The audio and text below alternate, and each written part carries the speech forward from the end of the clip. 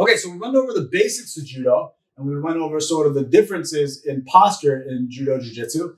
And now we did also go over why you shouldn't go for turn throws and what you should start doing in developing your low-risk judo system, right? We briefly touched on tomonage, sumigaeshi, and then we're going to look at where some of these attacks come from in judo that has beneficial place in judo and why they belong in a much better place in sort of BJJ, right? So let's look at this right side versus right side situation where Georgie is completely dominant. Boom, low sleeve, low lapel for me, high lapel, okay? We already know that George has an advantage here.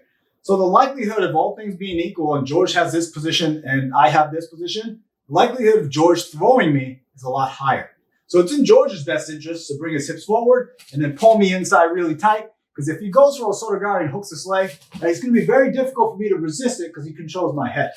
Okay, if he goes for a turn throw similarly, right, he's going to use his entire body to bring my body weight forward. It's going to be very difficult for me to resist in the opposite direction because of our hand position.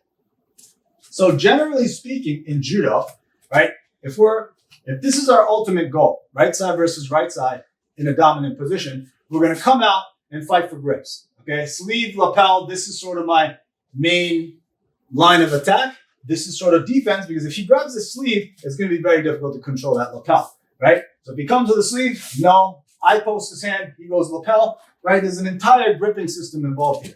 Ippon seinagi, snap down over the hand, control. This is my super dominant position, okay? This is where we do judo. Now, a lot of the times in this position, I'm pretty good at judo, right? George doesn't want to be in here with me. The longer he stays in here, the more the likelihood of me exploding and throwing George. Okay, I'm snapping him down, I'm attacking his feet, I'm showing the turn throws, I'm changing direction. Lots of different potentials can happen. So George can either fight out of this position or go for a bailout attack, okay? Generally, there are 3 different types of bailout attacks that I really prefer. I like drop seinagi, tomonage, and sumigaeshi, okay? So, Georgie is losing. He's about to get launched. He's going to go for a simple tomonage with this leg going to my stomach. Right? Keep the sleeve. I just sit down and go tomonage.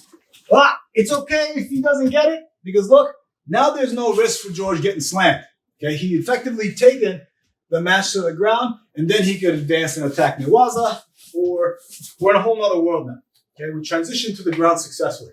George is about to get slammed, right? He escaped by using a bailout throw.